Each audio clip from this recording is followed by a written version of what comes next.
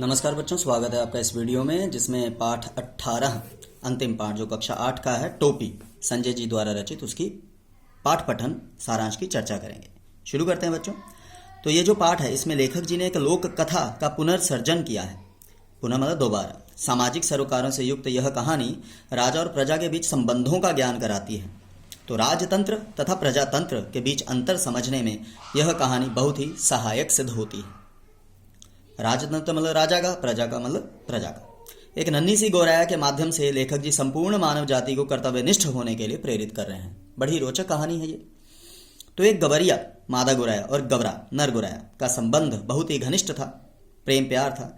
वे सदैव साथ साथ उठते बैठते सोते जागते हंसते रोते थे। एक शाम गवरिया ने गवरे भाई साहब से कहा, देखो वो आदमी कैसे रंग बिरंगे कपड़े पहनता है, उस पर कितना अच्छा लगता है। तो गवरे भाई साहब ने तुरंत विरोध करते हुए कहा कि कपड़े पहनने से आदमी बदसूरत लगने लगता है, उल्टे उसकी खूबसूरती ढक जरूर जाती है। गवरिया ने कहा, आदमी मौसम की मार से बचने के लिए कपड़े पहनता है। तब कपड़े का विरोध करते हुए गवरे ने कहा, कपड़े पहनने से आदमी की जाड़ा गर्मी बरसात सहने की शक्ति जाती रहती है। तो काफी सही बातें भी हैं बच्चों। मनुष्य का दिमाग जैसे जैसे चलता गया उसको एहसास हुआ कि मैं नग्न हूं। ठीक है, तो पहले भी तो इंसान जी रहा था, आज एसी लगा के नहीं जिया जा रहा, वातानुकूलन कक्षों में नहीं रहा जा रहा। तो क्या है, इंसान ने खुद को खोखला कर लिया है।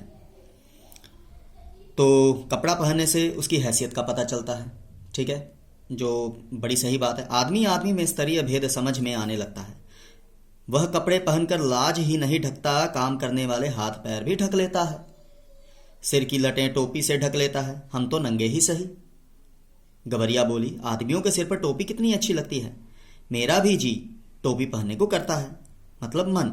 गवरे भाई साहब ने कहा, तू टोपी कहाँ पाएगी, टोपी तो आदमियों का राजा पहनता है और अपनी टोपी सलामत रखने के लिए अनेक को टोपी पहननी पड़ती है, तो इस चक्कर में पढ़ ही मत। ठीक है बच्चों। तो अब क्या है कि जो बात इसमें अभी की थी कि हाँ हैसियत का पता चलता है, भेद पता चलता है ना। देखिए वो अपना कौन सी चलचित्र थी, पीके, है ना। जब इंसान नंगा है तो क्या कोई धर्म जात पात कुछ रह जाता है, बस इंसान ने वस्त्रों से भेद बनाया हुआ है। तो गवरा तनिक समझदार था पर गवरिया जिद्दी और धुन की पक्की थी। अगले दिन जब वे प्रतिदिन की तरह दाना चुगने निकले तो घूरे पर उन्हें रुई का फाहा मिल गया। टोपी का जुगाड़ मिलते ही गवरिया खुशी से पागल हो उठी।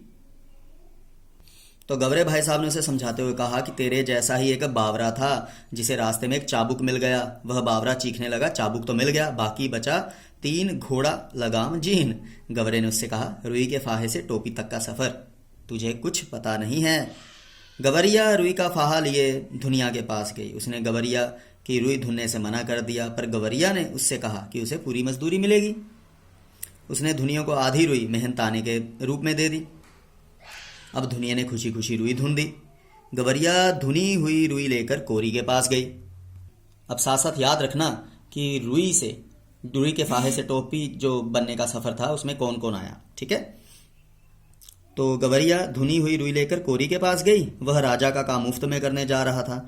उसने सोचा यह गवरिया भी मुफ्त में काम कराएगी, इसलिए उसने उन दोनों को भाग जाने के लिए कहा। तो गवरिया जी ने उसे काम के बदले आधा सूत देने की बात कही तो कोरी सहर्ष तैयार हो गया खुशी से। उसने महीन और लच्छेदार सूत काट दिया। कता सूत लेकर गवरिया और गवरा बुनकर के पास गए। उसने दोनों को भगाना चाहा कि इनका काम भी मुफ्त में करना पड़ेगा। तो गवरिया जी ने साहस से कहा कि बुनकर आधा तू ले ले और आधा मुझे दे दे। तो गवरिया कहती हैं कि हम सेत मेत का काम नहीं करवाते। उसने तुरंत गफश और दबीज कपड़ा बुन दिया। उसने आधा कपड़ा अपनी मजदूरी के रूप में लेकर आधा गवरिया को दे दिया। अब तक उनका 3/4 काम हो चुका था। ठीक है बच्चों, तो 3/4 का मतलब 75%। उत्साह में भरकर दोनों दर्जी के पास पहुंचे। दर्जी उस समय राजा की 7वीं रानी से 9 बेटियों के बाद जन्मे 10वें रतन के लिए झब्बे तैयार करने जा रहे थे। दर्जी यह काम बेगार में कर रहे थे, मतलब मुफ्त में। उसने गवरिया से कहा, कुछ देना ना लेना, भर माथे पसीना। उसकी बातें सुनते ही गवरिया जी ने कहा कि हम बेगार में कुछ नहीं करवाते। इस कपड़े की 2 टोपियां सिल दे, एक स्वयं ले ले और एक मुझे दे दे। तो इंसान से तो गवरिया अच्छी।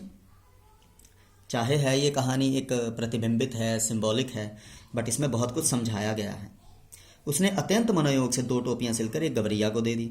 गवरिया ऐसी सुंदर टोपी पाकर झूम उठी। उसने टोपी पहनकर गवरे को दिखाया। गवरे ने उससे कहा, तू तो रानी लग रही है। तो गवरिया ने उससे कहा, रानी नहीं, राजा कहो राजा। अब कौन राजा मेरा मुकाबला करेगा?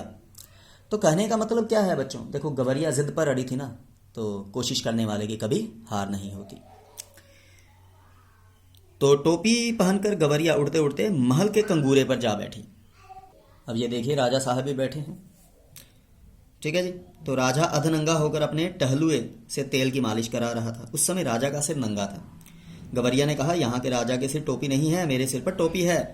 राजा ने गवरिया के सिर पर इतनी सुंदर टोपी देखी तो उसने झट अपनी टोपी मंगवा ली और अपने सिर पर रख ली।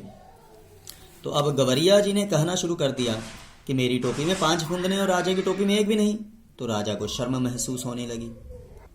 उसने उस जरा सी चिड़िया की गर्दन मसलने और पंख नोच लेने का आदेश दे दिया। एक सिपाही की गुलेल ने वह टोपी गिरा दी। दूसरे ने वह टोपी लपक कर राजा के सामने हाजिर कर दी। राजा उसे पैरों से मसलने जा ही रहा था कि उस टोपी की खूबसूरती, कारीगरी का नायाब नमूना देखकर जड़ हो गया, मतलब स्टिल हो गया। वह सोचने लगा, उसके मुल्क में इतनी सुंदर टोपी किसने बनाई? राजा ने कारीगरों को खोजने का आदेश दिया। दर्जी को दरबार में हाजिर किया गया। ठीक है बच्चों। राजा ने उससे पूछा, हमारे लिए इतनी बढ़िया टोपी क्यों नहीं बनाई? दर्जी ने कपड़ा उम्दा होने की बात कही। इसी प्रकार के जवाब बुनकर, कोरी और धुनिया ने भी दिए बच्चों। क्रोधित राजा ने पूछा, तुम सभी ने हमारे लिए ऐसा काम क्यों नहीं किया?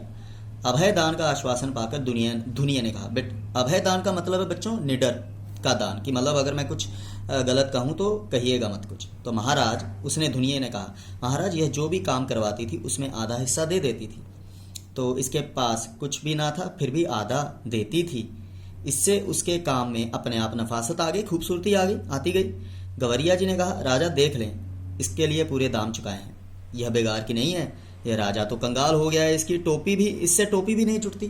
तो वो और मजाक बना रही थी। तो राजा जी सोच रहे थे कि इस पक्षी को खजाना खाली होने का कैसे पता चला। तो मंत्री ने होले से कहा, यह मुंह फट तो महाराज की बेइज्जती करके ही दम लेगी। तो घबराए राजा जी ने तुरंत उसकी टोपी वापस करने का आदेश दे दिया। सिपाहियों ने उसकी टोपी कंगूरे की ओर उछाल दी। गवरिया जी ने टोपी पहन ली और कहने लगी, डरपोक। राजा ने डर कर टोपी वापस कर दी। अब राजा ने इस मुंह फट के मुंह ना लगने का निश्चय किया और अपनी टोपी संभाल ली। तो यह पाठ हमें सिखाता है निडर होना, तरीके से बात करना, तथ्य अपने पास रखना, और साथ ही साथ कि जब आप किसी की मेहनत उसे देते हैं तो काम अपने आप सुंदर होता है, और ना ही हमें अपने ऐशो आराम के लिए लोगों को तबाह करना चाहिए। धन्यवाद बच्चों।